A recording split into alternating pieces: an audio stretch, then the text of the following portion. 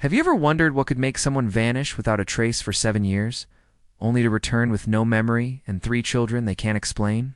Tonight I'm going to tell you about Maria Santos, a case that haunts the Philippines to this day and challenges everything we think we know about disappearances. Picture this. October 15th, 2018. Maria Santos, a vibrant 23-year-old nursing student from CBU City, boards a bus heading to a remote village in Mindanao. She's excited, clutching her phone, texting her boyfriend Miguel about finally meeting his family. Her last message reads, "Almost there. Can't wait to see you." That message was sent at 11:47 p.m. Maria Santos would not be seen again for 7 long years.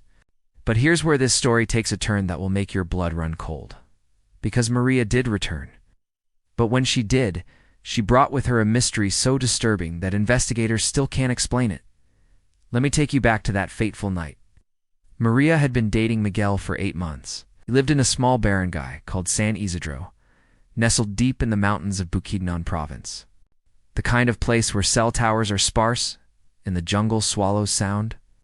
Miguel had invited her to attend his grandmother's funeral, a significant gesture in Filipino culture that meant he was serious about their relationship. Maria's sister Carmen drove her to the bus terminal in Cebu. She remembers Maria being nervous but excited. She kept checking her makeup in the mirror, Carmen recalls. She wanted to make a good impression. The bus was scheduled to arrive in the nearest town at 6 a.m., where Miguel would pick her up for the final hour-long motorcycle ride to the village. But Miguel never saw Maria get off that bus. When he arrived at the terminal, the bus driver confirmed that Maria had been on board, but she was nowhere to be found. Miguel searched frantically, asking everyone. A few passengers remembered seeing a young woman matching Maria's description, but after that, nothing. It was as if she had simply evaporated into the mountain air. The initial investigation was frustrating. Local police in the remote area lacked resources, and the family's pleas for help seemed to fall on deaf ears. Maria's parents, simple market vendors, couldn't afford a private investigator. They put up flyers, contacted radio stations, and even consulted local faith healers. Months turned into years, and Maria became another statistic in the Philippines' growing list of missing persons. Her family never stopped searching. Carmen quit her job to focus on finding her sister. Miguel, consumed by guilt, isolated himself from the world. Maria's parents aged rapidly, the stress etching deep lines on their faces. Every holiday, every birthday, every family gathering was haunted by her empty chair. Then came March 3rd, 2025. A social worker in Manila's Tondo district was making her rounds when she encountered something that would change everything. Sitting beneath a bridge begging for food was a thin woman with 3 young children. The woman looked familiar, but it was impossible. The social worker's hands trembled as she approached and asked the woman's name. "I don't know," the woman replied in a voice that was barely above a whisper. The social worker's heart nearly stopped. Despite being malnourished and weathered, she recognized the face from the missing person posters that had circulated years ago. This was Maria Santos.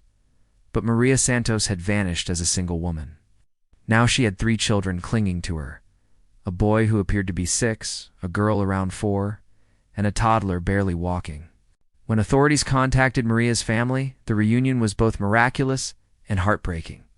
Carmen screamed when she saw her sister, but Maria stared at her with empty eyes. She didn't recognize her own family, not her parents, not her sister, not even her own reflection. 7 years of memories had simply vanished. The children called Maria Mama, but she couldn't remember giving birth to them. Medical examinations confirmed she had indeed given birth to 3 children, but Maria couldn't explain how or when. She couldn't remember being pregnant, couldn't remember their fathers, couldn't remember anything about the past 7 years. The DNA tests revealed something even more disturbing. The children didn't share the same father. The oldest child's DNA suggested the father was from the mountainous region where Maria had disappeared. But the other 2 children had different genetic markers, indicating different fathers entirely.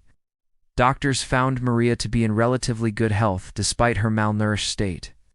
But neurological scans revealed something chilling.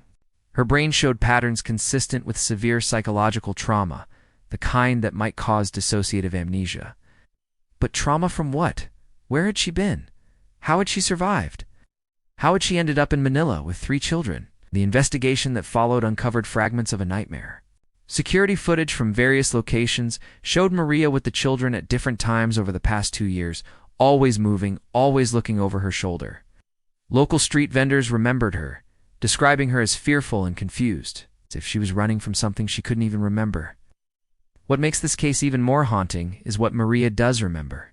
She recalls fragments of voices speaking in dialects she doesn't recognize, the sound of children crying in the distance, and the feeling of being watched.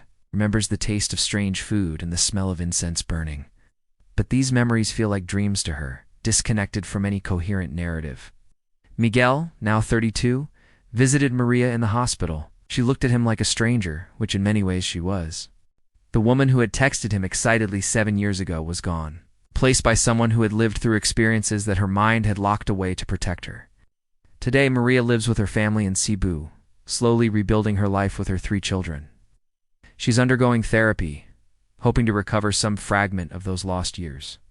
But some mysteries may never be solved. What happened to Maria Santos in those 7 years? Where was she? Who fathered her children? And perhaps most disturbing of all, what was so traumatic that her mind chose to forget everything? The case remains open, haunting investigators and captivating the public. Because sometimes the most terrifying mysteries aren't about what we can see, but about what our minds refuse to remember.